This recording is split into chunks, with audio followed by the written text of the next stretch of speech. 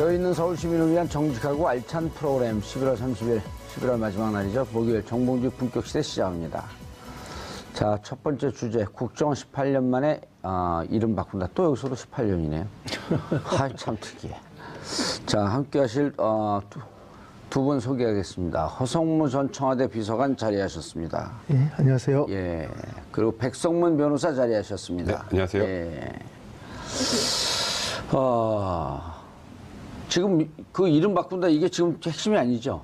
네, 뭐 이름이야 여러 번 지금 바뀌지 않습니까? 예. 중앙정보부에서 국가안전기획부로 국가정보원으로 이번에 뭐 대외정보 뭐 이런 거로 다시 대외정보 뭐라 그랬죠? 대외안보정보원. 대안보정보원으로 대외안보정보원. 좀 이상한 이름은 이상해요. 자꾸 바뀌는데 자꾸 뭐 지금 우리가 옛말에 그런 말이 있지 않습니까? 뭐 재벌은 개주냐고 개 못 준다는 속담이 있죠. 그렇듯이 이제 그동안 처음부터 세게 하시네. 예, 그렇죠. 지금 뭐 계속 이제 국가안전기획부로 바뀌었던 것은 이제 전두환 정권이 들었으면 바꿨잖아요. 예. 이제 그때 박정희 시해 사건 때 중정이 뭐 채용사 역할을 했고 또 그 채용사 역할을 오랫동안 하면서 박정희 시해계획이 주범들로 다 이렇게 잡히고 하니까 이제 이름을 한번 바꿨던 건데 그 뒤에 뭐 오히려 중앙정보보다 더 혹독하게 고문하고 국내 정치 개입하고 이러다 보니까 김대중 대통령 들어서면서 국가정보원으로 이름 바꾸고 개혁하고 인적 청산하고 했던 거 아닙니까? 그렇게 했지만 이게 계속 정권의 성격에 따라서 오히려 독버섯처럼 더 이렇게 나쁜 짓들을 골라 하는 게 반복되어 왔기 때문에 이번에는 한번 바꾼다면 제대로 바꾸고 내용도 제대로 바꿔야 한다 그런 생각이 듭니다. 예. 자, 그런데 이 와중에 또 이제 이른바 이제 보수 진영 분들 보면 아주 경악할. 그러니까요. 자, 대한민국 보수가 이렇게까지 부패했었나요, 이게 어떻게? 그러니까 아주 보수를 지지했던 많은 국민들은 건전하고 합리적이고 정말 국가를 염려하고 개인이 열심히 살아서 우리 사회 한 축을 담당하는 이런 자부심으로 보수 정권을 지지를 했는데 막상 그 내부는 파파 혐오이에요, 파파 혐오, 파도 혐의. 그러니까요. 사실 지금 뭐 자유한국당의 지지율을 보시면 아시겠지만 예. 10% 되지 않습니까? 근데 통상적으로 우리가 보수와 진보를 나누면 보수가 좀 더 많다 이런 얘기들을 많이 해왔죠. 그렇죠. 한 40에서 45. 그리고 대략 진보가 뭐 30대 1대1로 선거를 하면 보수가 보통 많이 이겼었죠. 다 이겼죠. 예. 근데 지금 10몇 %밖에 나오지 않는다는 건 진짜 보수를 지지하셨던 분들이 이번에 국정농단 사태부터 또 이후에 문재인 대통령이 집권한 이후에 나오는 이 국정원 관련 여러 가지 문제들을 보면서 실망해서 돌아가질 않는 것 같아요. 저도 그런 생각 많이 드는데 너무 창피하잖아요. 또 원세훈 국정원장입니다. 또. 그러니까 이게 2011년 말부터 2012년 그 당시에 스탠퍼드대로 국정원의 특수활동비가 200만 불이 건너갑니다.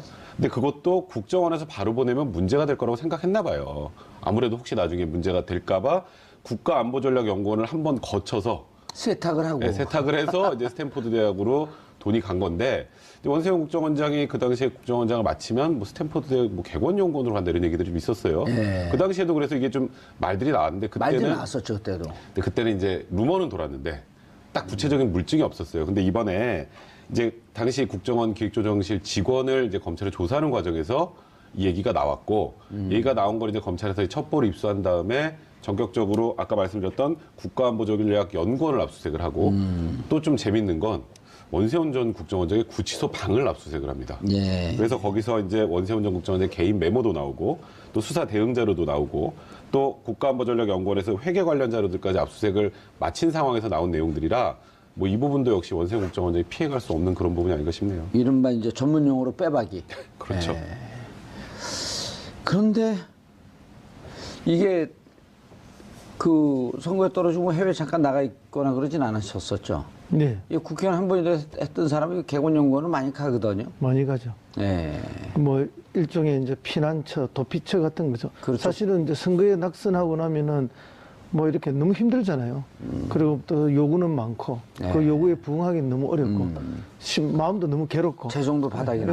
뭐 특히 경제적으로 어렵죠. 경제적으로. 그러다 보니까 이제 뭐 이렇게 외국에 한 1년 이렇게 나가버리면 그 1년 동안에 이제 연락도 다 끊어지고 그렇죠. 요구도 끊어지고 사실상 뭐 연구나 공부를 하는 게 아니고 예.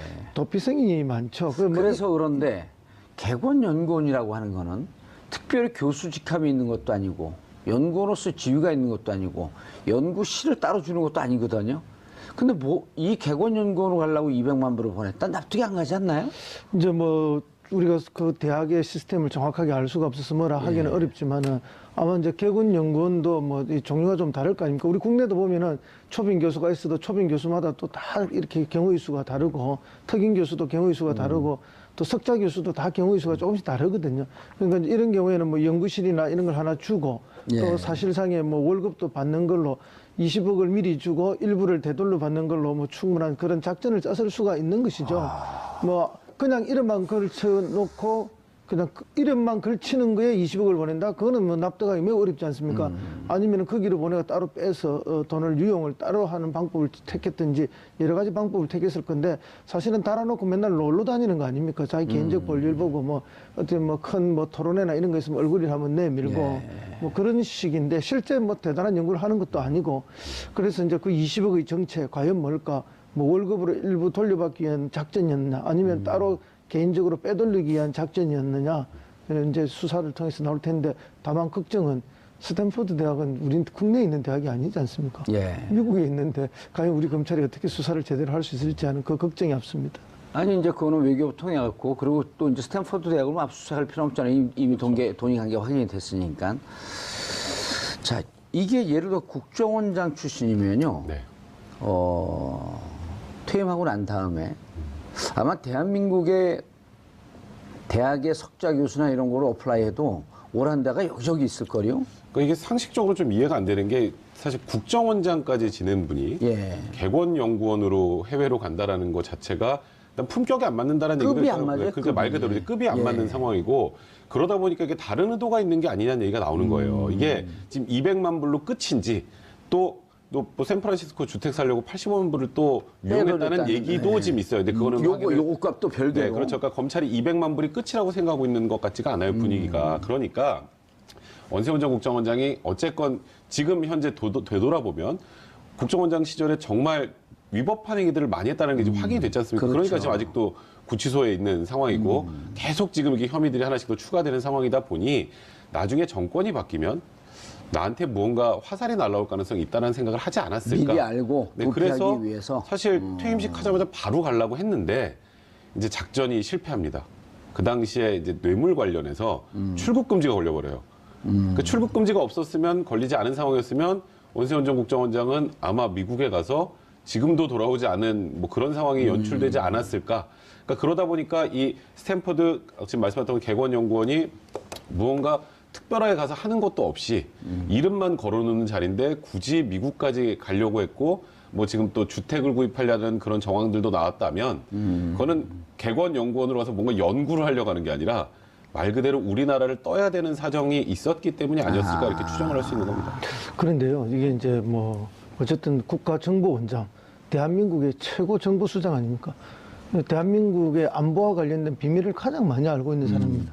이 사람이 외국에 그렇게 도피성으로 나가 있다. 그 자체가 우리 안보의 위협이죠. 위협이죠. 이런 일이 물론 이제 못 갔지만은 만약에 이렇게 해서 갔다면은 이거야말로 중대한 문제, 국가적 문제가 되는 거죠. 그리고 이제 뭐 사실상은 미국이 아무리 큰 나라고 우리의 우방국가고 동맹국이라 하지만은 국정원장이 이런 식으로 가서 거기 간다? 그런 발상부터가 우리 국민들의 자존심을 좀 상하게 하는 거죠. 예를 들어갖고요. 지금 미국이니까 우리가 그냥 슬그머니 넘어가지만 만약 중국에 간다고 생각을 해봐요.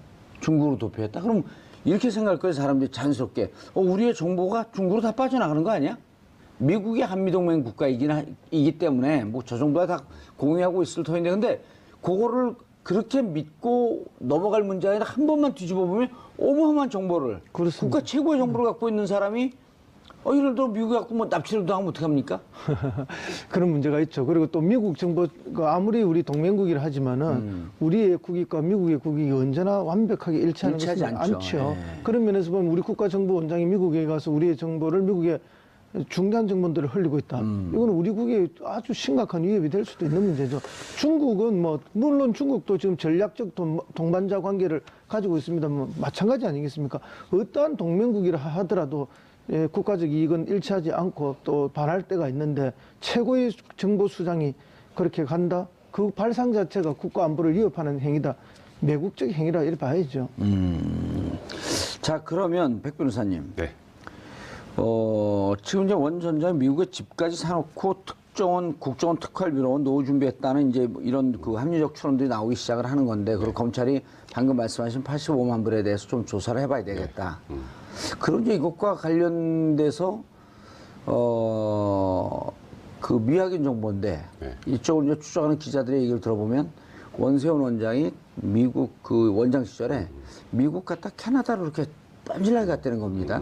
그래서 돈의 흐름이 이미 기자들 사이에서 2013년서부터 있으니까 이것 이외에 더 큰 뭉친 돈들이 미국을 통해서 캐나다로 갔을 것이다.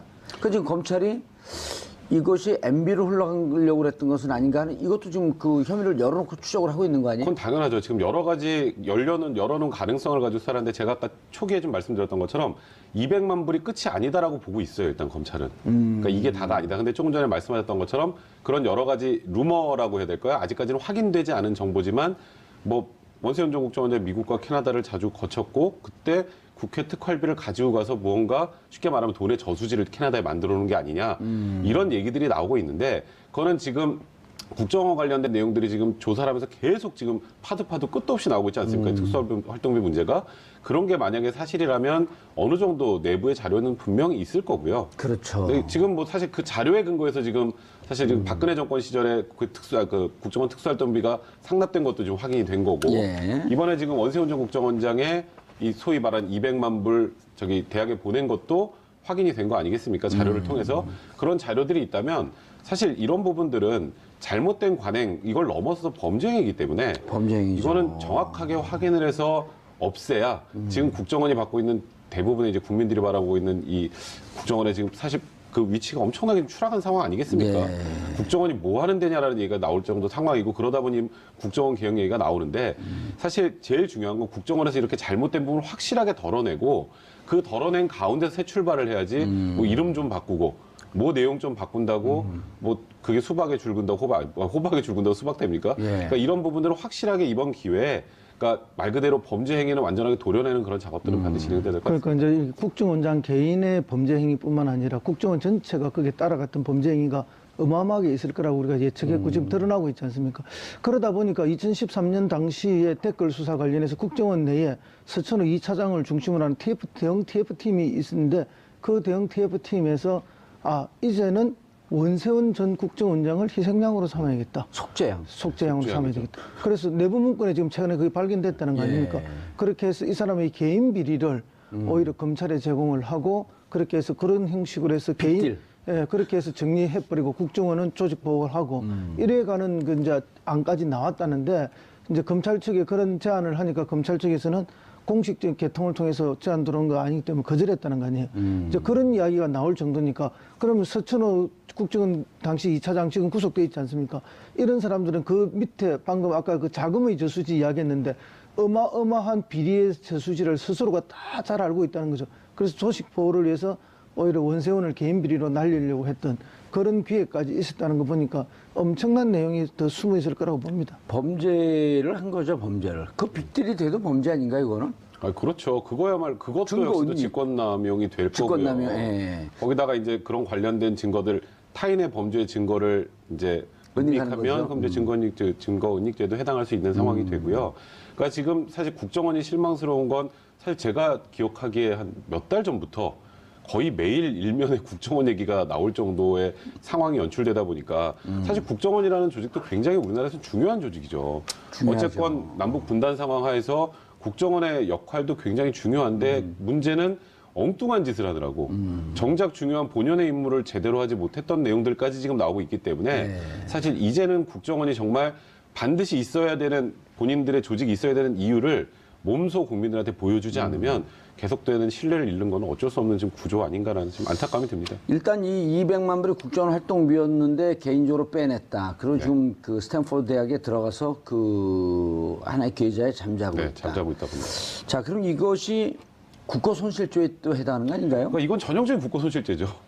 그러니까 이게 사실 일반 회사에서 돈을 이렇게 빼돌리면 무슨 죄죠? 배임 횡령이요. 횡령죄잖아요. 근데 횡령죄 중에 국가에 있는 돈을 이렇게 빼먹어서 갖고 나가면 그건 이제 횡령죄가 아니라 국고 손실죄가 됩니다. 예, 그래서 어마어마 그 죄형이 지금 크잖아요. 사실 원세훈 전 국정원장 4년형 받은 상황이죠. 예. 근데 지금 너무 뭐가 많이 추가돼서 원세훈 국정원장은 지금 이런 분위기로 가면 10년 안에 나오기 힘들다는 얘기도 나와요. 20년 안에 또. 근데 그래서 사실 원세훈 전 국정원장이 어쨌건 한번 구속됐다가 풀려났었죠. 예. 그랬다 다시 구속이 돼서 사실 그게 제일 힘듭니다. 차라리 계속 쭉 갇혀 있는 게 낫지 한번 나왔다가 그렇죠, 들어가면 한번 그걸 나왔다 들어가면. 거기다가 또 원세훈 전 국정원장이 굉장히 지금 구치생활 잘 못 견딘다는 얘기들이 나오거든요. 예.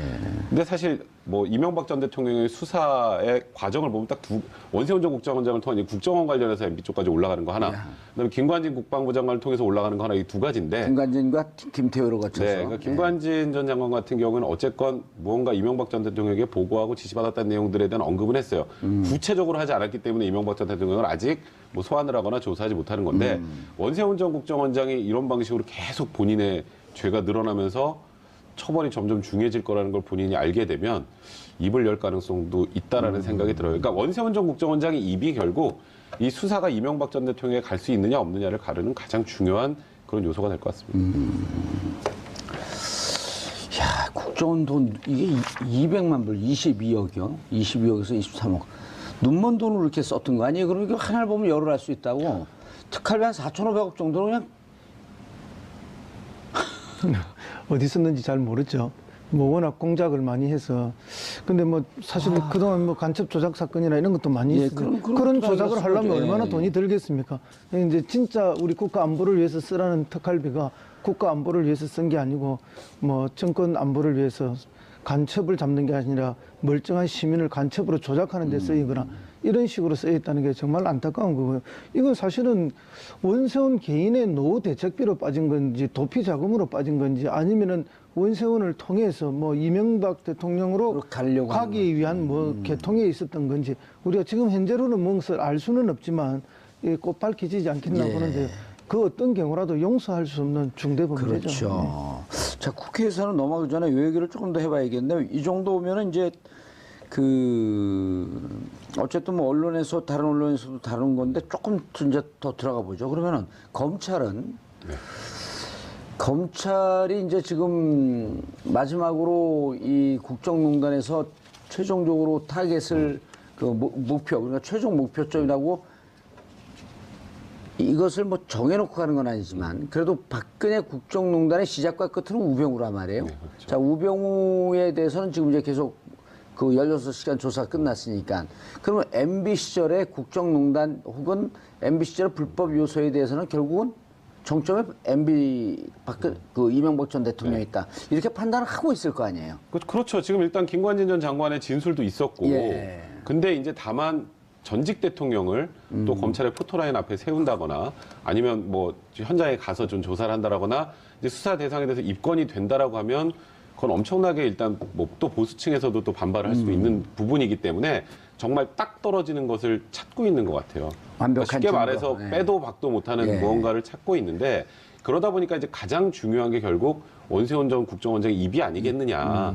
지금 원세훈 전 국정원장과 이명박 전 대통령이 독대를 여러 번 했다는 거 일주일에 한 번씩 뭐 독대를 했다는 것도 지금 이제 다 드러난 상황이고 예. 그런 상황이면 당연히 보고를 했겠지라고 생각을 하는 게 일반 국민들의 상식이잖아요. 근데 일단은 보고를 안 했다고 하니 그럼 거기 관련해서 무언가 구체적인 증언이 나오거나 구체적인 자료가 나와야 되는데 아직 그런 게 좀 부족하다라고 검찰이 보고 있는 것 같고요. 또 자칫 뭔가 조사가 제대로 이루어지기 전에 이명박 전 대통령을 불렀다가 아무것도 건지지 못하면 그거는 오히려 역풍이죠, 이제 오히려. 제대로 역풍을 맞을 수 있기 때문에 검찰도 지금 조심하고 있는 거고요. 아마 그냥 전직 대통령이라 아니라 일반인이었다면 벌써 몇 번 조사를 하지 않았었을까? 몇 번 포토라인에 섰겠죠. 네, 그렇지만 어쨌건 전직 대통령이고 뭐 전직 대통령을 그냥 단순한 혐의 정도 그냥 떠다니는 루머 정도로만 불러올 수는 없는 거잖아요. 그냥 국민들이 생각에 당연히 저거 MB가 했겠지. 이 정도만 갖고 수사를 할 수 없으니까. 예. 그러니까 이제 좀 더 구체화된 증거를 찾고 있다. 결국 원세훈 국정원장 입을 바라보고 있다. 이런 말씀드리면 될 것 같습니다. 알겠습니다. 국정원 특활비를 이번에 대폭 삭감했다? 이런 보도도 나오고 있는 것 같은데요. 뭐 삭감을 했는데 예. 그 액수가 뭐 한 10분의 1 정도밖에 안 된다는 겁니다. 그러니까 뭐 한 절반쯤 삭감했으면 진짜 대폭 삭감한 건데 예. 전체 규모에서 10분의 1 정도면 뭐 대폭이라 보기는 좀 어렵죠. 그냥 뭐 눈 가리고 아웅식 국민들 앞에 한번 국회가 우리가 한번 손 좀 봤다. 하는 걸 보여주기 위한 정도의 삭감이라 보고요. 그 돈 없어도 충분히 잘하지 않겠습니까? 왠가 하면은 지금 옆으로 센 돈들이 많잖아요. 박근혜 대통령 지금 40억 가져간 걸로 돼 있고 또 30억은 어딜 간지도 모르고 한 70억 이상 빠졌고. 예. 근데 원소연 이명박 대통령 때는 지금 벌써 지금 20억 이상 나오고 있는데 그러면 좀 삭감해도 뭐 국정원 돌아가는 데는 아무 문제 없다. 이런 느낌 들고 지금 이제 국가정보원에서 이제 이거 이름도 바꾸고 하면서 역할도 바꾸는 근본적으로 법 개정하겠다는 거 아닙니까? 예. 뭐 고무 찬양죄라든지 불고지죄 이런 거 없애겠다. 그래서 국내에 있어서 뭐 정치 개입할 여지를 아예 없애버리겠다. 국내 정치 개입 차단을 하기 위해서 그렇게 통째로 법규까지 바뀌겠다. 그럼 일이 좀 줄어드는 거 아닙니까? 예, 그럼 예산이 줄어야죠. 당연히 예산이 줄어야죠. 특활비도 줄여야 되고. 물론 이제 뭐 해외 정보에 더 많이 일을 하면 특활비가 오히려 더 늘 수도 있겠죠. 예. 제대로 한다면은 예산을 더 많이 쓰는 거에 대해서 어느 국민이 뭐 반대하겠습니까? 오히려 박수 치겠죠. 그런데 이제 지금까지 제대로 하지 않고 엉뚱한 짓을 했기 때문에 뭐 삭감해도 당연한 것이 아닌가 이렇게 여기집니다. 자, 그러면 일단 이름은 바꾸기로 했어요. 그리고 국정원 개혁안에서 가장 눈에 띄는 것은 국가보안법 내 대표적인 조항, 독소 항목이 정보 수집 범위에서 사라졌다. 이게 무슨 얘기인가요? 그러니까 일단 찬양고무죄, 국가정보, 예, 국가보안법에 보면 찬양고무죄하고 불고지죄가 예. 계속 위헌 논란에 휩싸여 왔었어요. 예. 찬양고무죄 같은 경우 표현의 자유 침해가 너무 심하고 이게 뭔가 좀 구체적으로 이제 범죄 구성 요건이 있어야 되는데 사실 코에 걸면 코걸이, 귀에 걸면 귀걸이가 되다 보니까 이걸 악용해서 사실 어찌 보면은 야권 인사를 탄압하는 데도 사용을 했었단 예. 말이에요. 그러니까 일단 위헌 논란의 소지가 있는 찬양고무죄와 불고지죄 관련해서는 정보 수집 범위에서 아예 제외를 하겠다. 이제 이런 부분은 건드리지 않겠다라는 거 하나고요. 이제 이 부분에 관련해서 이제 보수 야당들은 이제 뭐 지금 그럼 간첩을 다 우리나라에 배회하도록 돌아다니도록 둘 셈이냐라고 굉장히 강하게 반발하는데 사실 이거보다 가장 큰 핵심은 대공수사권을 지금 어느 뭐 다른 기관, 그러니까 좀 아마도 경찰 내 또 다른 조직을 만들어서 이제 문재인 대통령이 아마 공약을 그렇게 하셨던 걸로 알고 있는데 이거는 정말 여러 가지 좀 이제 이견들이 좀 많은 부분인 것 같아요. 어쨌건 국가정보원이 지금 정말 온 국민의 지탄을 받는 기관이 돼버리긴 했지만 또 고유 업무 중에 이 대공수사권이라는 거는 이제 뭐 소위 말하는 간첩 잡고 뭐 간첩 잡는 그런 뭐 수사 아니겠습니까? 그거에 대한 노하우가 국정원에 많은 것도 사실이에요. 그 많은 노하우를 그냥 버려버리고 새로운 조직에서 새롭게 시작하는 게 과연 맞는지 그에 대해서는 좀 논란의 소지가 있는 것 같습니다. 그러니까 대공수사권의 범위, 그러니까 대공수사권이라는 이름을 가지고 뭐 소위 민간인을 사찰하고 이렇게 악용을 해왔던 것들이 문제라면 그 악용의 소지를 없애는 방향으로 바꾸는 게 맞지 않을까 이런 얘기들이 있는 상황입니다. 그 악용의 소지를 없애기 위해서 바꿔왔죠. 그런데 아무리 바꿔도 계속 악용을 해왔기 때문에 근본적으로 뿌리를 드러내야 된다. 뿌리채 뽑아야 된다는 게 이번에 이제 개혁의 핵심인 것 같고요. 그렇기 때문에 아예 폐지해버리고 경찰 수사에 넣는 것이 맞다. 경찰 내에 별도 조직을 만드는 게 맞다. 그러면 1961년에 중앙정보부가 만들어지기 전에는 간첩 수사가 없었습니까? 그 전에 간첩 수사 다 했지 않습니까? 그게 이제 뭐 군 내의 첩보부대에서도 있었지만은 어쨌든 당시 경찰들이 간첩 수사를 다 한 것이기 때문에 얼마든지 경찰 내에 특수조직을 만들어서 할 수 있고 그렇죠. 또 국정원 내에 간첩을 잡는 조직의 그 구성원들 일부를 그렇게 흡수를 해도 되는 거거든요. 그건 얼마든지 우리가 어떻게 개편하느냐에 따라서 할 수 있는 겁니다. 그래서 그 점은 보수 세력들이 걱정을 하는 것 자체가 걱정을 해서 걱정이 아니라 공격을 하기 위해서 억지로 만들어내는 걱정이다 이렇게 보이고요. 사실은 뭐 저희들이 80년대, 70년대 그런 거 얼마나 많았습니까? 70년대는 긴급조치법이 있었죠. 막걸리 한 잔 마시다가 아유 박정희 너무해 한마디만 하면 다 구속이에요 바로. 그다음 80년대 저희들 때는 그런 거 아닙니까? 뭐 막걸리 한 잔 마시다가 아이고 이 무엇이 이상해 뭐 한마디만 하면 바로 잡혀가서 국가보안법으로 고무 찬양이 되거나 뭐 이렇게 됐는데 그래서 흔히 우리가 그때 80년대 보안법을 막걸리 보안법을 그렇죠. 하지 않습니까? 막걸리 한 잔 마시다가. 뭐 기분 나빠서 대통령 욕 한번 하거나 뭐 북한도 뭐 쌀 생산이 오래 많이 됐다던데 한마디 하면 바로 고무 찬양이잖아요. 이런 소지들을 없애는 것이 맞는 거죠. 엉터리 간첩을 잡아라 했는데 있는 간첩 잡지는 못하고 없는 간첩을 조작해서 만들어내는 그런 것은 이제 더 이상 해서는 그것도 다 정치적으로 악용하기 위해서 그랬던 거 아닙니까? 예. 정권의 그 어떤 순간적 위기 이런 걸 모면하기 위해서 항상 간첩 사건이 엉터리로 만들어졌던 거 아닙니까? 백 변호사님, 근데 이제 국정원이 보통 이제 우리가 특별 뭐 사법경찰 이런 것도 그 수사권이 있단 말이에요. 지금 현재 국정원이 대공, 정보 수집 이런 거에 대해서 수사권이 있잖아요. 이 그렇죠. 수사권 부분은 어떻게 해야 되나요? 그러니까 지금 그 부분을 아예 다른 쪽으로 넘기겠다라는 게 이번에 어찌 보면 개혁안의 핵심인 것 핵심인 같아요. 것 같아요, 그게. 그러니까 지금 조금 전에 말씀하셨던 것처럼 저도 그 부분은 충분히 이해가 됩니다. 어떻게든 그래도 지금 과거부터 대공수사를 계속 해왔던 그게 이제 물론 과거에 잘못된 것도 있었고 최근에 보수 정권 하에서도 또 이 대공수사권이라는 미명하에 민간인을 사찰하고 했던 것들이 지금 드러났기 때문에 사실 국정원 입장에서 입이 10개라도 할 말은 없겠습니다만 서훈 국정원장도 그런 얘기를 하죠. 그래도 대공수사 관련해서는 그래도 국정원이 제일 낫다라는 얘기도 이제 지금 현재 국정원장도 한 상황이고 어쨌건 뭐 미우나 고우나 국정원이라는 조직이 예. 우리나라 지금 남북 분단 하에서 지금까지 잘못된 관행만 없애고 본인들이 가지고 있는 노하우를 기초로 해서 뭐 정보 수집하고 수사하고 같은 쪽으로 가야지 한쪽은 정보 수집하고 저쪽 다른 조직에서는 수사만 하고 이것도 사실 현실적으로 좀 맞지 않지 않겠습니까? 예. 이제 그런 부분들을 좀 지혜롭게 할 수 있는 방법을 찾아보는 게 좋지 않을까? 저는 아까 그 허성우 비서관님하고 생각이 조금 다른 게 이 대공수사권 자체를 국정원에서 뺏어버리는 게 물론 겉으로 보기엔 대공수사권, 네. 정보 수집이 아니라 대공수사권. 네. 그걸 뺏어버리는 게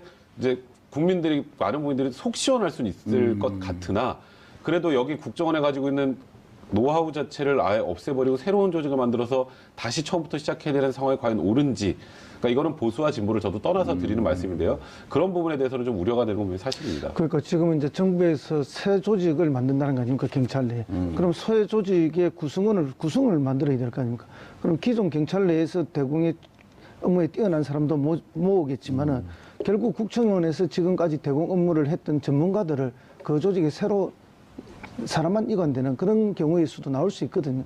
그러면 이게 이제 상실되는 게 아닙니다. 그 기능과 역할, 축적된 노하우가 그대로 같이 넘어가는 것이기 때문에 다만 이제 경찰 조직에 일부러 들어가게 되면은 이어서 이제 정치 사찰을 하기 매우 어려워지는 거죠. 근본적으로 이제 국내 정책 개입이 또는 그런 조작이 불가능해진다. 국정은 독자적으로 있으면 이거 누가 들여다볼 수가 없는 상황이니까 그 속에서 마음껏 자기들이 돈도 마음대로 썼고 수사 조작도 마음대로 했던 이런 부분들을 차단할 수 있다 이런 거지. 이제 백 변호사님께서 말씀하시는 것처럼 그런 이제 노하우나 축적된 것들을 깡그리 날려버린다. 전혀 저는 그렇지는 않다고 봅니다. 정부 조직이라는 게 그렇게 함부로 되는 것은 아니다. 자, 그럼 이제 문제가 이런 게 있을 것 같아요. 지금 이제 두 분 얘기가 다 설득력이 있어요. 제가 보면은 지금 수사권을 갖고 대북 정보 안보 관련해서 수사권을 하라고 발의하라고 했더니 지난 이제 서울시 공무원 유우성 간첩 사건 그거는 그 유우성 본인이 그렇고 중국에 갔다 오지 않으면 꼼짝없이 지금 한 10년, 15년 감옥을 살 뻔했어요. 지금 다행히 변호사하고 만나갖고 결혼도 해갖고 이제 행복하게 살고 있는데 그게 수사권에서 기인한 거거든요. 제일 이상적인 방법은 정보에 관련, 정보 수집에 관련 수사권까지 주고 이 수사권을 남용할 수 없게끔 딱 제한하는 이게 있으면 제일 좋은 거거든요. 그러니까 제가 말씀드렸던 게 그런 부분이에요. 그러니까 어쨌건 계속 해왔던 곳에서 그래도 제일 어쨌건 정보도 많고 뭐 수사도 지금까지 해왔으니 제일 전문가들 아니겠습니까? 예. 그렇다면 아니 그리고 검찰에 주로 이제 이런 그 정보 담당 수사하는 데가 공안 쪽이잖아요. 그렇죠. 지금 요즘 이제 간첩 이런 문제가 없어지니까 공안이 주로 선거법을 다루는데 원래 공안이라고 하는 것이 그렇죠. 대북 정보 이제 국정원의 수사에서 그쪽으로 많이 넘기는 거죠. 그분들 얘기를 들어보면 정말 검찰 수사력으로는 그 대공이나 이런 걸 수사를 할 수가 없대요. 국정원에서 주는 걸 받아고 할 수밖에 없다는 거거든요. 그런데 이런 걸 보면 남북한 대치되는 상황에서 없어서는 안 될 것 같은데 주면은 다른 짓을 하고. 그러니까 저도 그런 의미로 대공수사권은 국정원이 갖고 가는 게 맞다고 생각을 하고 관련돼서 문제가 되는 것들 지금 우리 말하는 유호성 간첩 조작 사건이나 이제 국정원이 뭐 정치 개입을 하고 민간인 사찰하고 했던 이런 지금 이제 전 보수 정권의 어떤 소위 말하는 적폐 관련된 부분들 이 부분들을 제어할 수 있는 장치를 만들고 가는 게 낫지 말씀하셨던 것처럼 예를 들어서 이제 경찰 내 이제 새로운 조직을 만들어서 국정원의 이제 노하우를 흡수시키기 위해서 여기치 뭐 직원들 많이 이제 뭐 인사 이동을 하든 그런 방향 가면 거기도 그냥 국정원이에요. 어차피 이 대공 수사와 관련해서는 어쨌건 굉장히 보안이 유지될 수밖에 없는 일이고요. 얘기 자체가. 그러면 결국 그게 뭐가 다른 건지도 잘 모르겠고요. 그거는 그래서 약간 차이가 있죠. 왜냐하면은 그렇게 되면 경찰청은 행정안전부의 이제 통제를 좀 받게 되죠. 그러니까 이제 들여다볼 수 있는 그러니까 그거를 국정원에서도 들여다볼 수 있는 그 통제 장치를 만드는 게 오히려 낫지 않을까 그런 생각을 하는 거죠. 지금까지 이제 그 국정원이라는 게 특수한 비밀 정보 기관이기 때문에 현재 그런 안은 어떻게 돼 하기가 있나요? 현재 어려운 안은. 거죠. 현재 안은 수사권을 일단 다 넘기겠다는 거죠? 대공수사권 포함해서 모든 수사권을 넘기는 거예요. 그러니까 모든 수사권 자체를 아예 없애버리겠다는 겁니다. 이제 국정원 내에. 그러니까 이제 그 부분에 대해서 자유한국당이 좌파에 의한 국정원 해체 선언이다. 그럼 자유한국당은 이런 수사권, 대공수사권 이런 게 있어야 된다고. 그러니까 지금 자유한국당의 주장은 딱 그겁니다. 어쨌건 지금 남북 대치 상황이고 그리고 북한의 간첩이라고 추정되는 사람들이 남한에 많이 돌아다닌다라는 걸 일단 전제로 하고 그거 잡는 거를 아예 안 하겠다는 소리냐. 그러니까 이제 자유한국당도 너무 좀 과한 게 지금 말씀하셨던 것처럼 어쨌건 이 대공수사권을 다른 데로 넘기겠다는 거지 아예 그냥 앞으로 우리 대공수사는 아무 데도 안 해. 이런 뜻은 아니거든요. 근데 이거를 이제 약간 좌우 프레임을 만들기 위해서 자유한국당이 좀 다소 무리하게 좀 이렇게 비판을 하고 있는 것 같습니다. 그렇습니다. 그런데 이게 이제 경찰의 일부 조직으로 오게 되면은 이제 경찰 내에 또는 경찰의 상위기관인 행안부라든지 이런 것의 통제도 일정 정도 받는 데다가 국회의 통제가 훨씬 쉬워지거든요.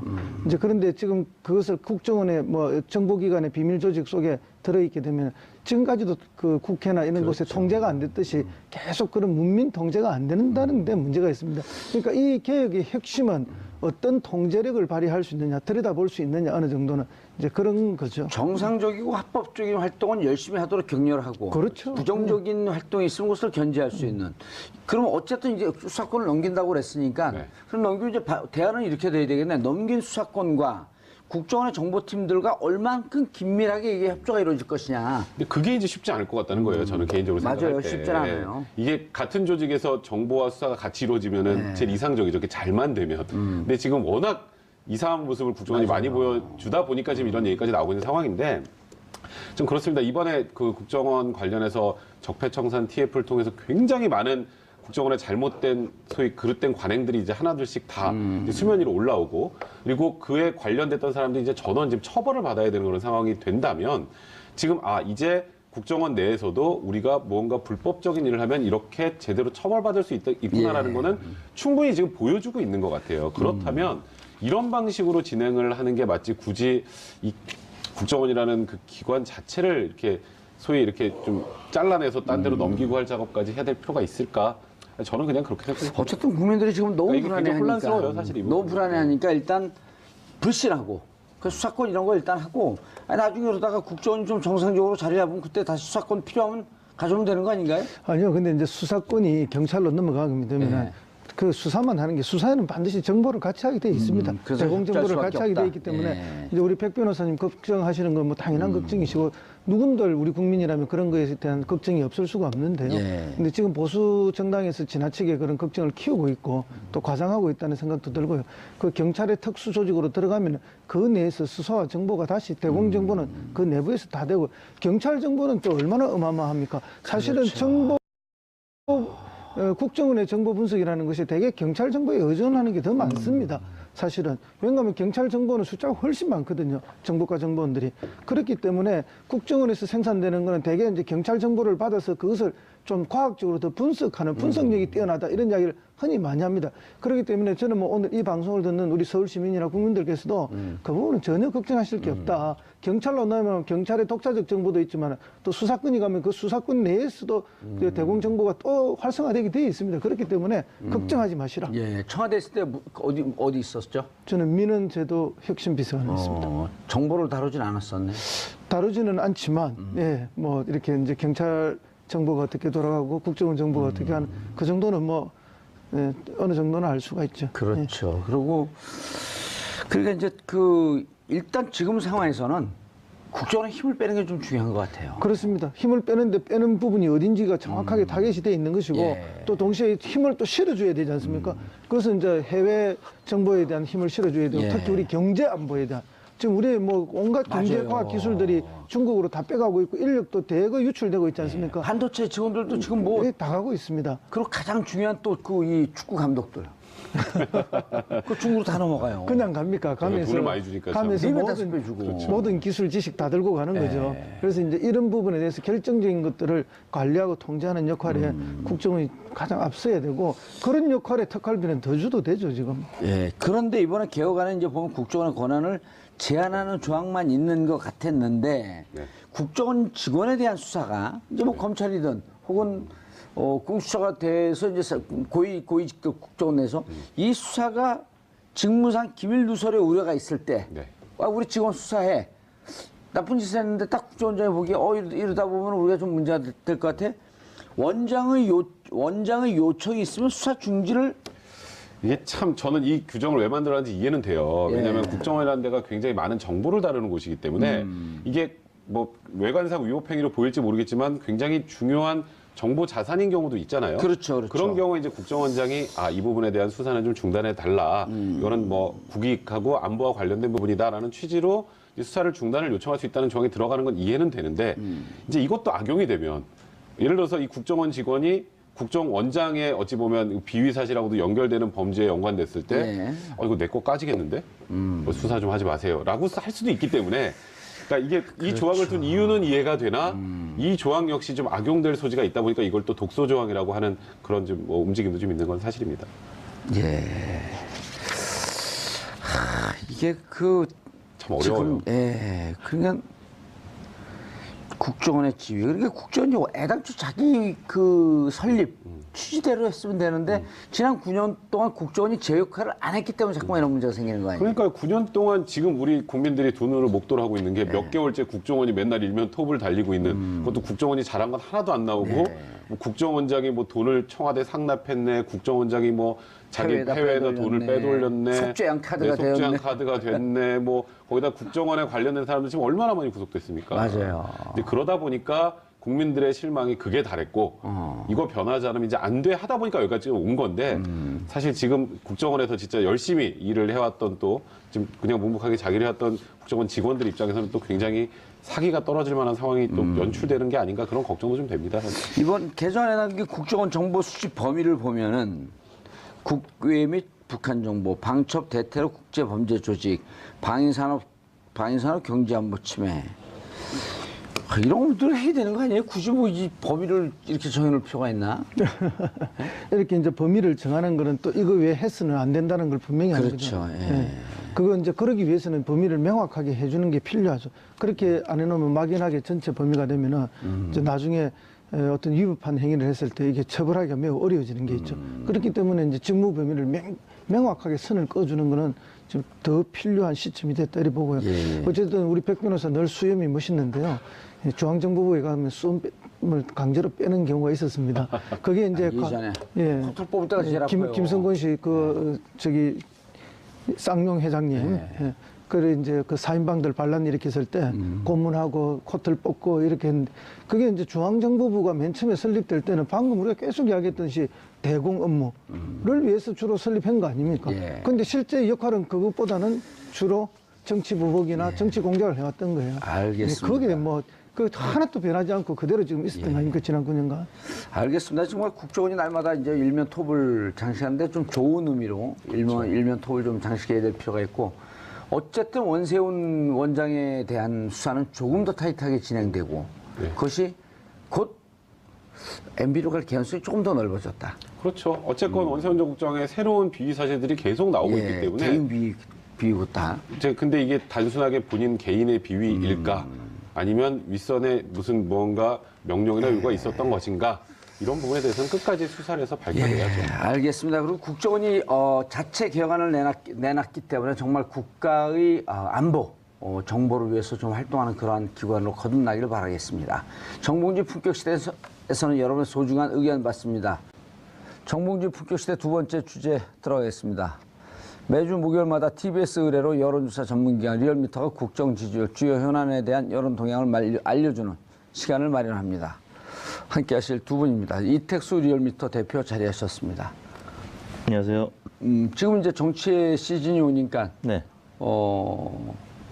여론조사 의뢰도 많이 들어오고 네. 컨설팅 의뢰도 많이 들어오고 컨설팅 이쪽에서 하는 건가요? 그렇죠. 여론조사 많이 네. 곧 이제 저에 대해서도 해야 될 텐데. 네. 준비하고 있습니다. 만면의 미소가. 예. 박시영 윈즈코리아 컨설팅 부대표 자리하셨습니다. 네, 반갑습니다. 박시영입니다. MBC 사장 누가 되나요? 관심이 별로 없는데요. 알겠습니다. 의원님이 나서는 건 아니잖아요. 예? 의원님이 나서는 건 아니, 아니죠. 나 지금 신청하려고 그랬더니 접수가 마감이 끝났죠. 됐더라고요. 예. 접수 마감이 끝났죠. 알겠습니다. 자, 시청자 여러분들께서도 샤브사 공공으로 다양한 의견 문자로 보내주시기 바라겠습니다. 페이스북 라이브로도 시청하실 수 있습니다. 여론조사. 이번 주는 뭘 해왔나요?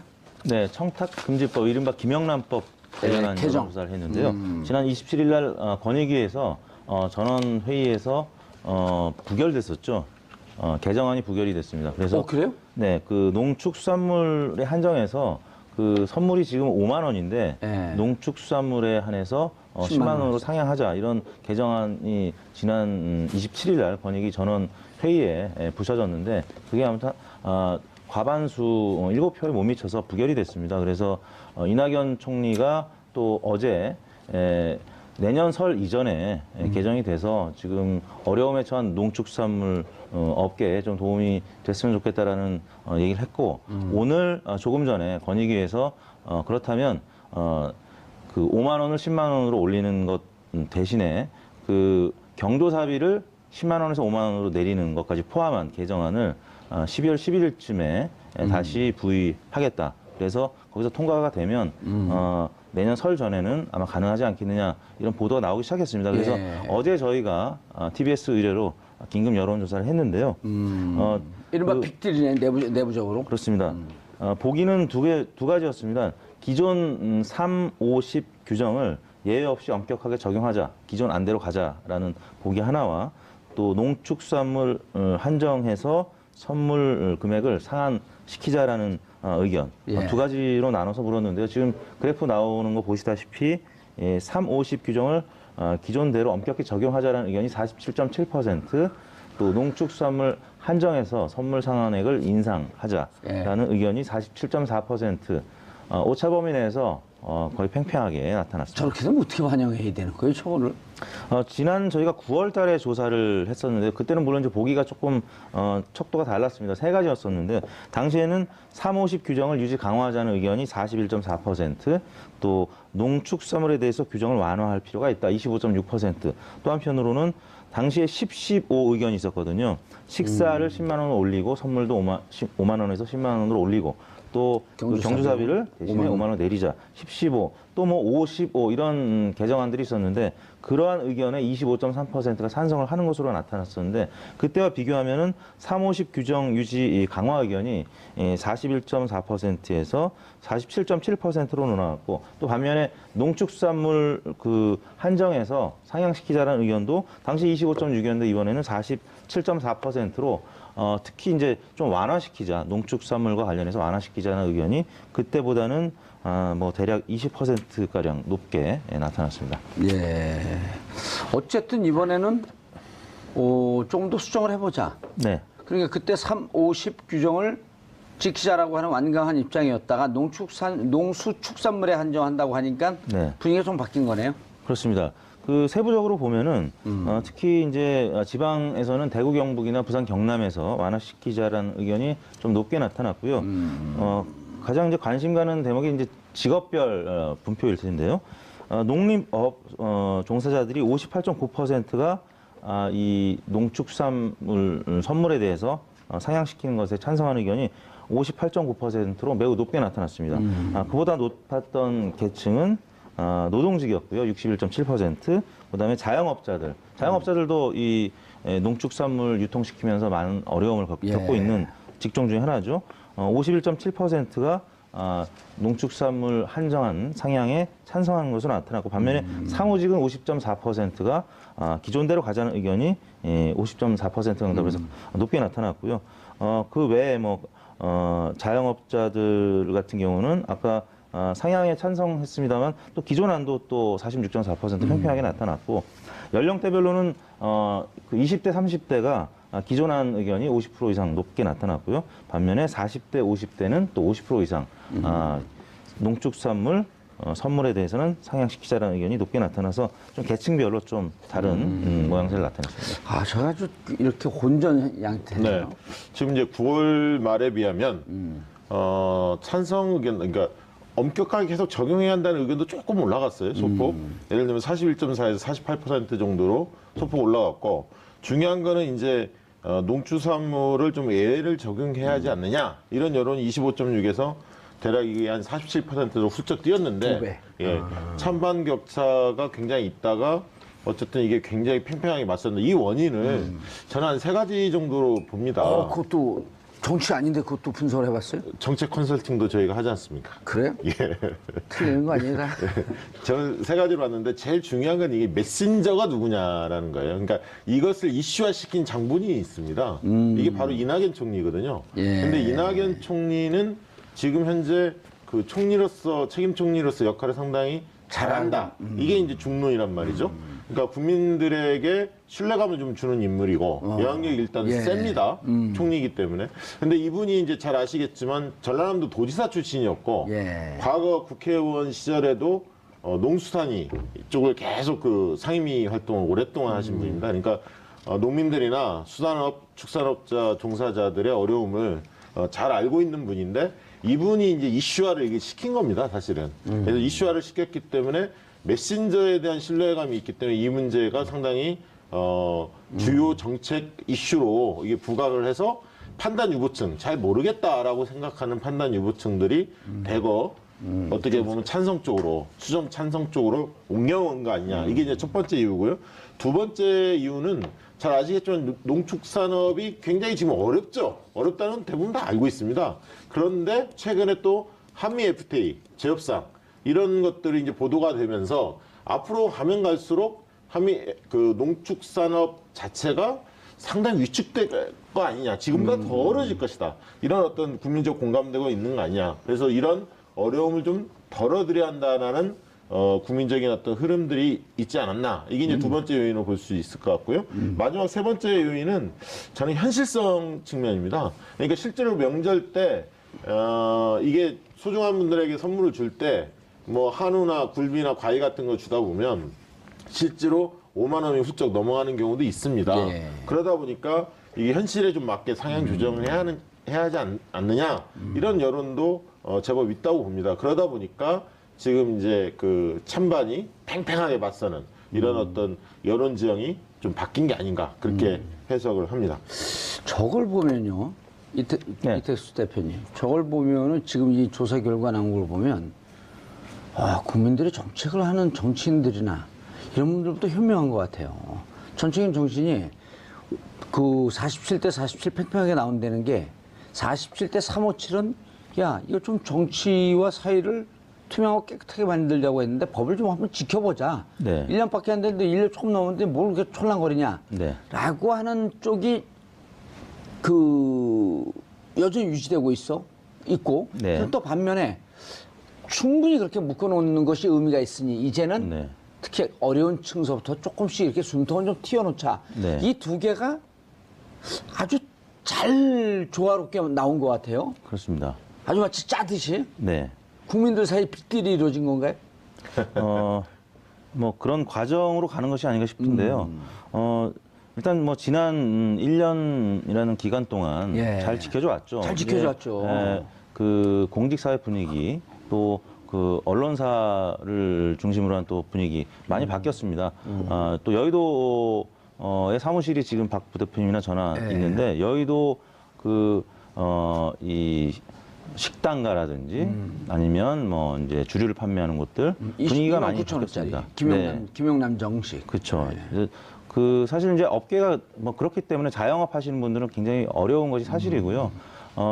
굉장히 어려워진 게 피부로 느껴질 정도로 굉장히 김영란법 또 이 청탁 금지법에 대해서 굉장히 이제 준수하고자 하는 사람들의 노력이 많이 이제 엿보이고 그런 부분이 이제 국민들한테도 체감이 됐기 때문에 일단은 가장 그 힘겨운 농축수산 업계 종사자들부터 좀 이 기준을 완화시켜주자라는 의견이 지난 9월에 비해서 예. 2달밖에 안 됐는데도 불구하고 여러 요인들을 고려한 국민들의 판단이 20% 넘게 증가했다는 것은 예. 현 정부의 고민도 또 많은 유권자들이 지금 읽어주고 있고 또 업계에 실제 종사하는 분들끼리 의견 교환을 하다 보면 어렵다는 것이 이제 들려오기 때문에 많은 국민들이 그런 우려를 반영한 결과가 나타난 것이 아닌가 싶습니다. 이번에 이제 좀 계층별로 좀 보니까 특이한 점이 하나 있더라고요. 계층과 지역별로 좀 다 좀 봐줘야 될것 보니까 같아요. 특이한 점이 이런 겁니다. 그러니까 보통 세대 간의 인식 차이가 이 정치적 현안 같은 건 뚜렷한데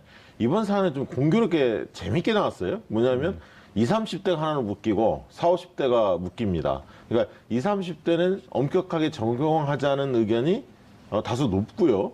30, 40대는 이걸 좀 완화해야 한다. 상향 조정을 해야 한다라는 여론이 좀 더 높습니다. 아무래도 40, 50대가 좀 높은데 40, 50대는 대개 이제 그런 어떤 선물이라든가 경조사 이런 것들에 밀접하게 좀 연관된 계층 아닙니까? 40대, 50대가. 저 20, 30대는 상대적으로는 그런 것보다는 본인들이 어떤 가치 이런 걸 좀 이상주의자와 현실주의자 이런 게 대립되는 느낌이 들었고요. 특이한 건 또 60대가 찬반이 좀 팽팽하게 나왔습니다. 이러다 보니까 보수층에서도 민주당 같은 경우도 총리나 정부가 이게 드라이브를 걸고 있기 때문에 민주당 지지층도 찬반이 좀 팽팽하게 나왔고 자유한국당 지지층은 좀 찬성이 좀 더 우세했지만 정의당에서는 엄격 적용 의견이 반대로 좀 높았습니다. 근데 보수층에서 보면 지역별로 좀 차이가 있습니다. 보수층에서 엄격 적용 의견이 다소 높게 나왔어요. 보수층에서도 비슷하지만 약간 높게 나왔는데 그렇죠.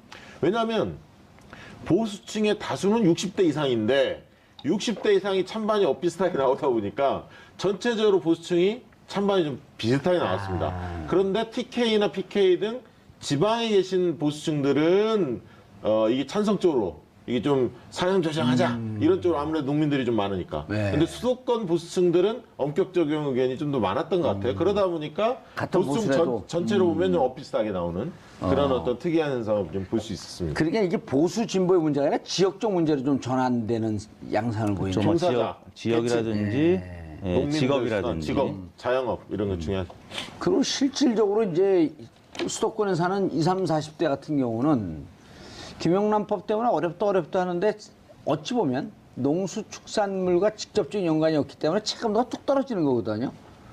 그러다 보면 인간의 이 기본적인 본성이 보수든 진보든 원칙적으로 적용해야 되는 게 옳지 않아? 네. 그래서 제가 보기에는 느낌이 네. 좀 바꿔야 된다라고 하는 쪽의 지지의 충성도가 엄격하게 적용해야 된다라고 하는 그쪽의 충성도보다 좀 더 높지 않을까. 절대적인 이해가 좀 걸려 있으니까. 그렇죠. 이해관계가 걸려 있죠. 의원님 개인적으로는 어떻게 생각하십니까? 이 사안에 대해서? 저요? 네. 저는 좀 수정을 하는 게 좋을 것 같아요. 아, 그래요? 처음에는 네. 저도 9월에는 357이었거든요. 그냥 이제 저는 그거 무시하고 사니까. 뭐 공 하나 덮쳐도 되고 막 이렇게 사니까. 왜냐면 그 대가성이 없으니까요. 그리고 공무원들한테 뭐 보낼 일이 거의 없지 않으세요? 개인적으로는? 공무원들한테 얻어먹을 일밖에 없죠. 뭐, 그러니까요. 예. 그 29,000원짜리. 근데 그때도 진짜, 이거 뭐 1년밖에 안 됐는데, 우리가 이제 1년, 9월인가가 1년이에요. 그래갖고 9월에 여론조사할 때 저도 357을 주장을 했는데, 지금 보니까 어쨌든 경기가 너무나 침체되고 금리도 또 올라간다 그러니까 뭔가 좀 경제를 좀 풀어주고 어려운 사람 쪽에서부터 자꾸 숨통을 튀는 정책을 좀 해야 되겠다. 네. 이런 판단이 좀 들더라고요. 네. 그리고 이게 야당에서 만약에 이게 통과되더라도 12월 10일 날 뭐 다시 전원위원회를 국민권익위에서 소집을 해서 다시 한번 하겠다. 이번에 이제 원래 14명이 정족수인데 12명이 참석했다고 그래요. 27일 날 부결이 됐는데 찬성이 6명, 반대가 5명, 1명이 기권. 그리고 위원장이 그 불참을 하다 보니까 12명밖에 참석을 안 했는데 다시 이제 소집될 가능성이 있죠. 왜냐하면 총리가 의지가 좀 강하시기 때문에 한 번 더 이제 할 가능성이 있는데 이게 만약에 통과되더라도 그러니까 상향 조정이 이루어지더라도 야당에서 반대하기 참 어렵습니다. 왜냐하면 이게 농민들하고 수산업, 축산업 분들의 절대적인 어떤 지지를 얻고 있기 때문에 사실은 이게 또 내년에 지방선거가 있지 않습니까? 예. 대놓고 반대하기가 상당히 어렵습니다.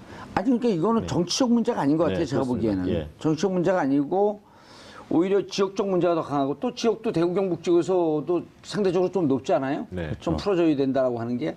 그래서 제가 보기에 정쟁의 문제는 아닌 것 같아요. 네, 그렇습니다. 정쟁의 문제는 아니고 그래도 또 풀어주면 야당은 이제 이런 고민을 했죠. 풀어줘서 정치가 잘 되면 어쨌든 정부 여당에 대해 박수를 보내는데 나라에 망하든 말든 그 정부 여당이 박수 받는 거 싫잖아요.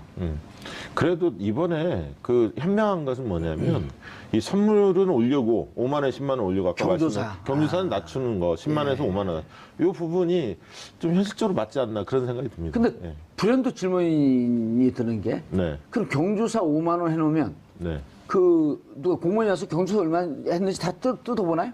아니, 그러니까 직무 관련성이 없는 분들에 대해서 누가 얼마인지 예. 볼 수도 있겠죠. 예. 그거 어떻게 봐요? 그 아니, 압수수색 아니, 영장이 그러니까 없이? 그 무슨 제보가 있거나 뭐가 있어야겠죠. 그걸 뭐 수시로 볼 수는 없는 거고요. 예. 그래서 경조사비 내리는 거는 네. 별 의미가 없을 것 같아요.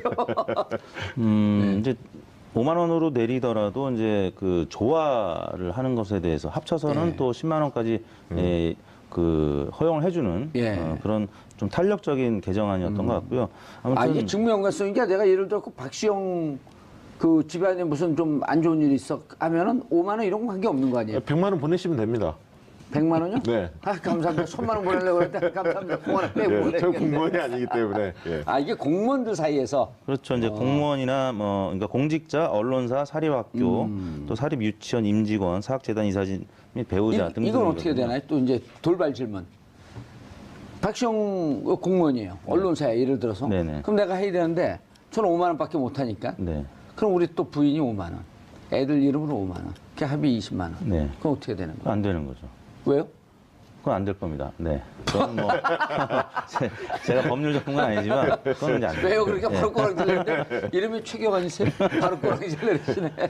여하튼 이 사회적인 이 청탁 문화가 이제 청탁 금지를 시키기 위한 거니까. 개선되어야 한다는 어떤 이제 명분도 있는 것이고, 근데 반면에 각자의 생계가 있기 때문에 생계형 이슈잖아요. 이거는 뭐 그러다 보니까 이제 계층별 또 지역별 입장이 다 다르기 때문에 일반적인 이슈와는 조금 다른 단면들을 보여주고 있는 그런 결과인 것 같습니다. 근데 이번에 지금 권익위원장이 1차 회의 때 이번에 불참한 것은 나름의 고육지책으로 보여요. 왜냐하면 정부가 표방한 것은 반부패 이 정책 기조가 분명하고 실제로 주무부서 아닙니까? 권익위가.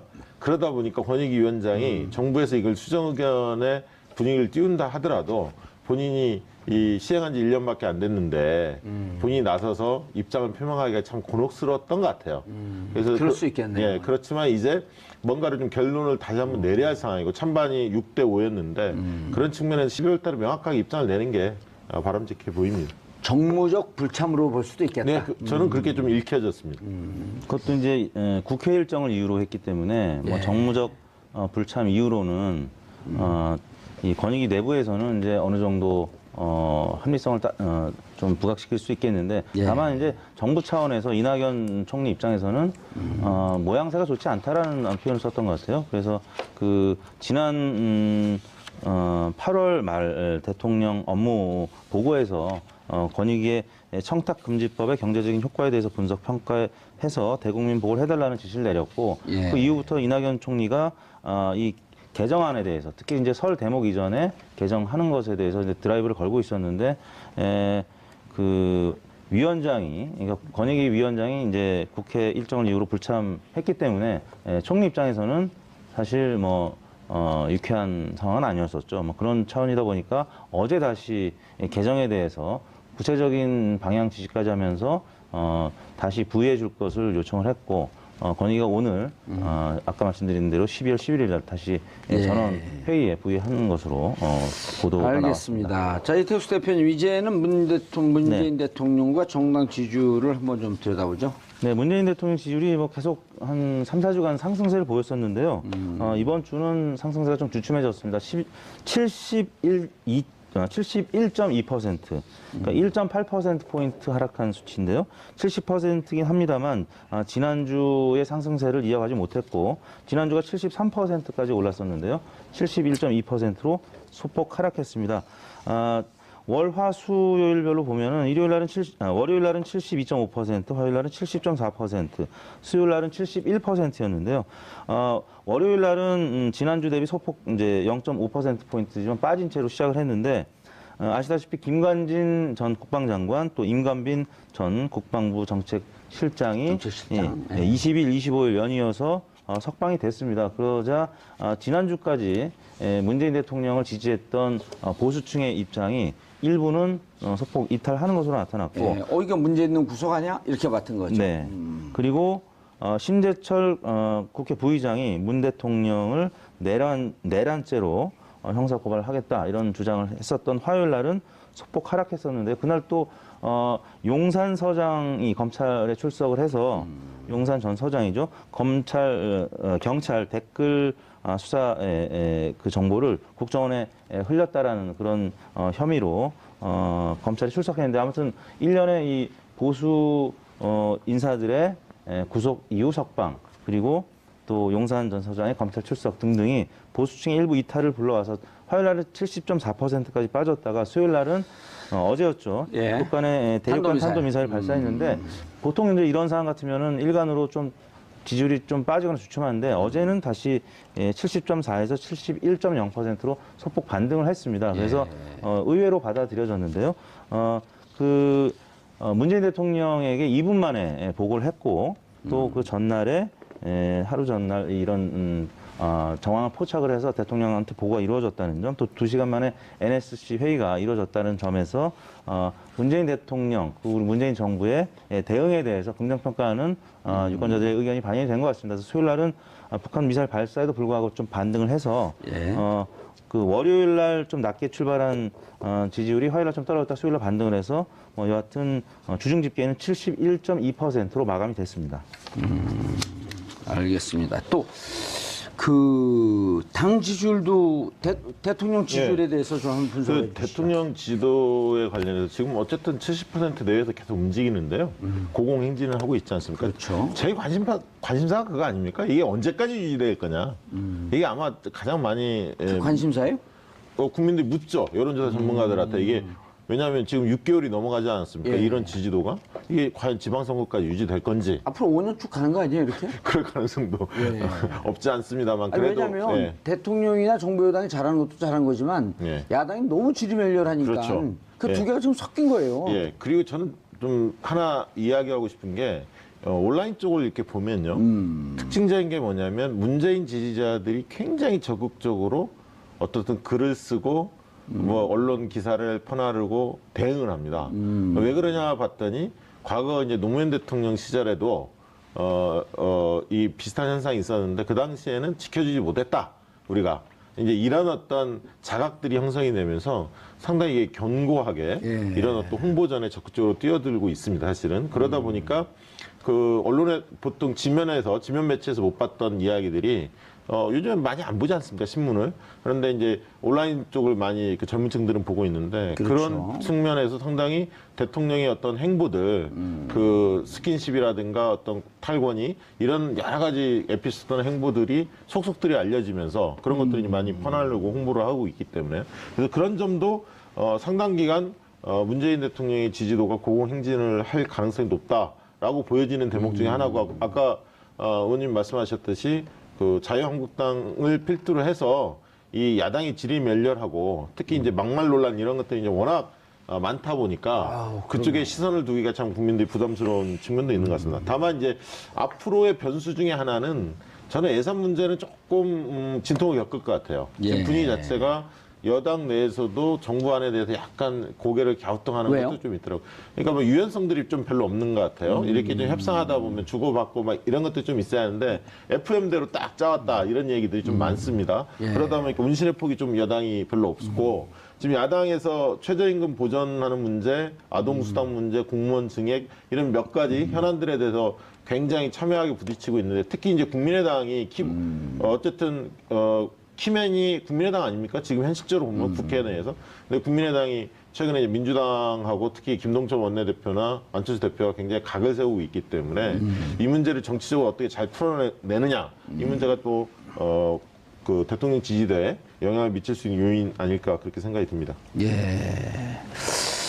앞으로도 근데 이게 이제 대통령 근데 지금 여러 가지 이슈들이 많이 터지는 거 아니에요? 그렇죠. 그런데 이제 적폐청산 전국 계속 가고 있고 네. 적폐청산이 그만큼 조금 너무 이게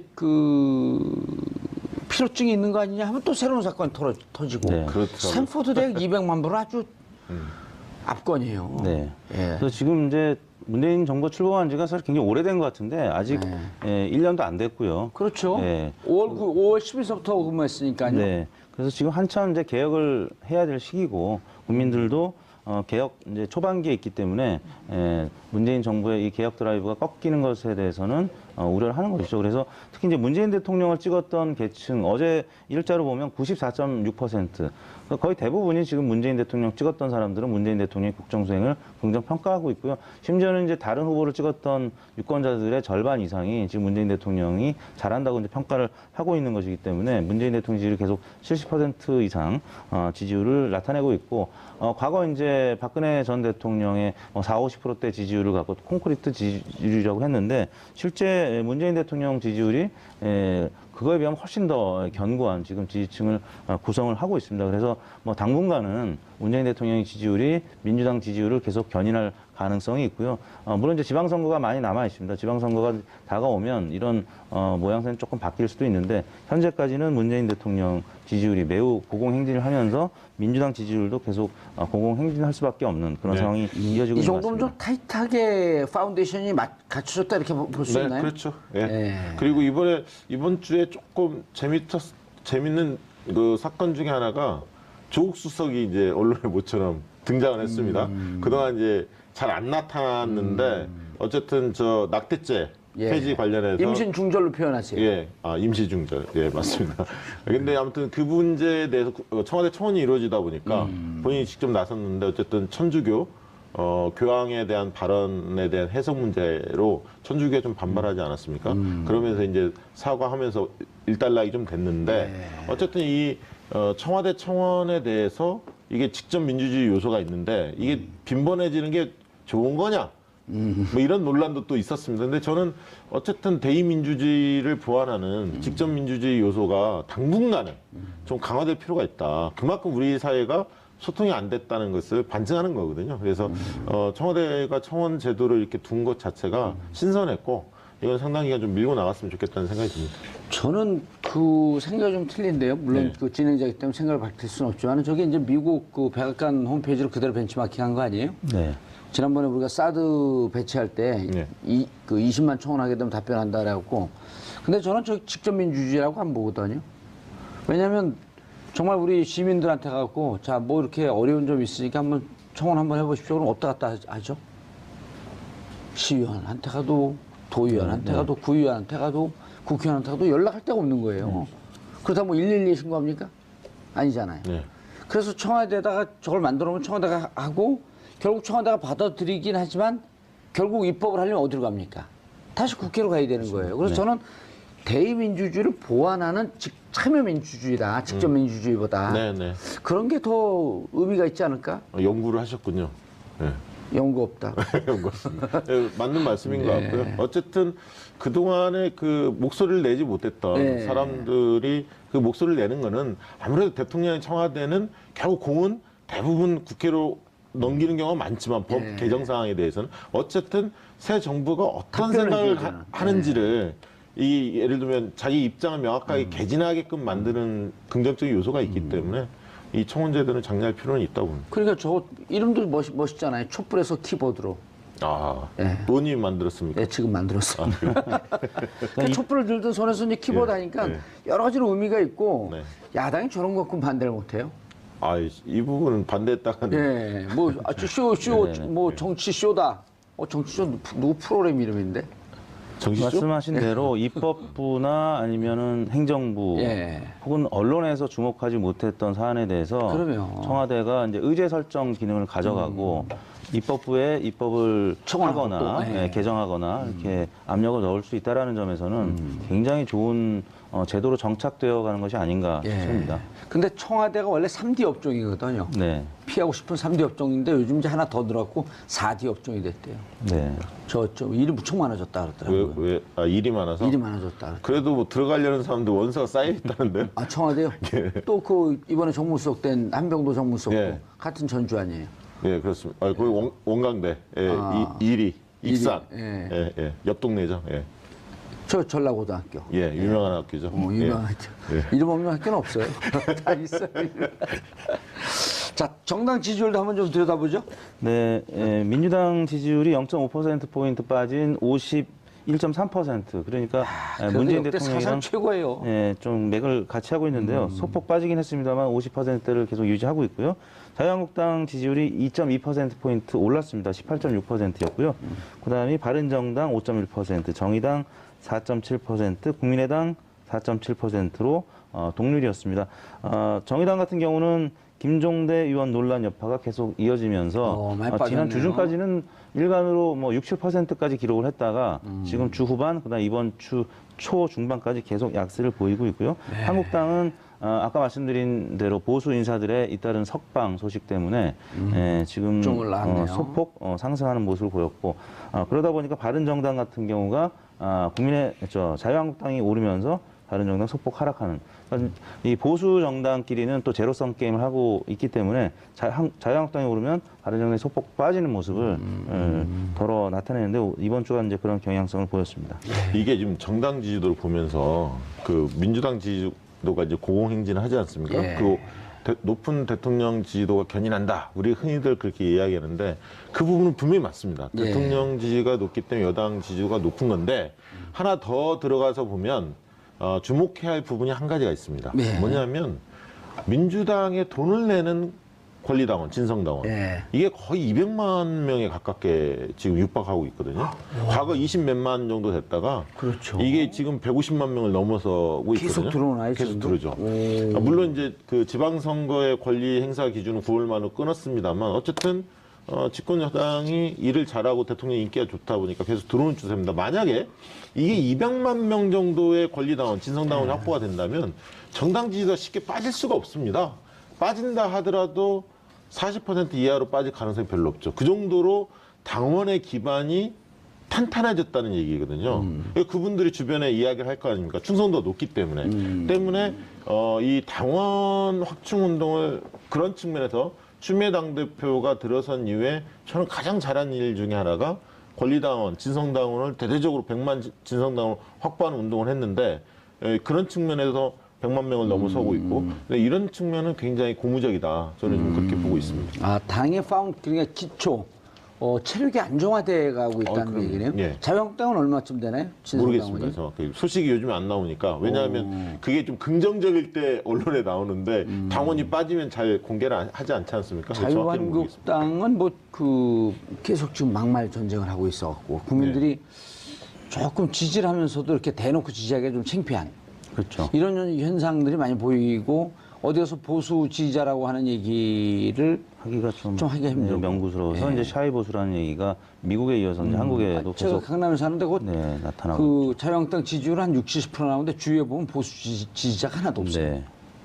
그 이상한 현상이에요. 그렇죠. 그래서 조사 방법별로 사람한테 직접 얘기하는 전화 면접 조사에서 특히 더 떨어지고. 자유한국당 지지율이 낮게 지금 나타나고 리얼미터 이건 ARS죠? 네, 섞여 있는데요. 전화 면접 조사가 이제 선거 때는 한 20% 반영하고 예. 80%가 ARS고요. ARS. 평상시에는 이제 전화 면접을 한 10% 합니다. 그거는 저희가 이제 온도차를 보기 위해서 하는 건데 전화 면접 조사는 확실히 조성향 유권자들이 응답을 덜 하는 경향이 뚜렷하게 나타나고 있고 뭐 역대 이제 그 정부 초반에는 항상 나타나는 현상이지만 지금은 문재인 대통령을 찍었다는 분들이 한 10%포인트 정도는 더 응답을 많이 합니다. 박근혜 정부 초기에도 적극적이고. 마찬가지였는데요. 2013년도에도 박근혜 대통령을 찍었다는 분들이 10%, 20%더 응답을 많이 했거든요. 그래서 그거는 뭐 역대 정부에서 항상 있어왔던 일이기 때문에 그거 갖고는 문제 제기를 못 하는데 문제는 이제 어느 정도 선거가 끝난 다음에 그 패배 정당 지지자들이 응축을 하냐, 모이느냐의 문제인데 방금 이제 정 의원님 말씀하셨지만 자유한국당은 당 바깥에서 지금 그 박근혜 전 대통령에 대한 재판이 계속 이루어지고 있죠. 당내에서는 홍준표 대표와 또 원내대표 후보들 간의 막말 전쟁이 이루어지고 있기 때문에 보수 유권자들이 한국당을 지지한다고 얘기하기가 좀 명구스러운 상황이 계속 이어지고 있습니다. 그러다 보니까 외부 요인 이 아니면 쉽게 자력으로 지지율이 올라가기는 좀 어려운 상황이 굉장히 이어지고 저런 있습니다. 양상이 그 지방선거까지 계속 가지 않을까요? 상당 기간 갈 것 같은 게 이번에 원내대표 선거도 자유한국당 보니까 홍 대표를 심판하자, 한쪽은 친박을 심판하자 하면서 굉장히 거친 언사들이 지금 오고 가고 있어요. 진흙탕 싸움으로 빠지는 분위기고요. 바른정당을 보더라도 바른정당은 양경필 지사가 한국당하고 보수통합을 먼저 해야 한다. 국민의당은 손잡아서는 안 된다. 그래서 상당히 흔들리고 있고 또다시. 그다음에 국민의당 같은 경우도 여전히 진흙탕 싸움을 하고 있고 다만 최근에 국민의당이 가장 잘한 거는 제가 볼 때 백드롭을 하나 잘했습니다. 뭐 국민의 마음이 풀릴 때까지 뭐 회초리 했는데 그게 바로 지지율로 연결되지는 않지만 그런 어떤 일련의 노력들이 축적이 되면 조금씩 나아지는 건데 원래 예. 근데 그 부분은 좀 전문가를 영입해서 나름 신선한 느낌은 좀 들었습니다. 그리고 또 그 민주당 같은 경우가 그 계속 유지되고 있는 게 어쨌든 당내 자중질환이 없는 것. 네. 통일된 목소리가 나오는 거. 네. 네. 과거와 좀 다른 모습이죠. 사실 민주주의에 그건 별로 안 좋은 건데 좀 우당탕탕 근데 충돌도 있고. 지금은 조금 조심하는 게 맞는 것 같아요. 초기이기 때문에 집권 초기이기 때문에. 예. 알겠습니다. 이택수 여론조사 전문가단 박시영 윈즈코리아 컨설팅 부대표.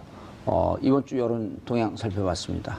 다음 주도 좋은 여론조사 갖고 다시 나타나 주시길 바라겠습니다. 다음 주 또 이렇게 한번 바꿔봐요. 네. 왔다 갔다. 예.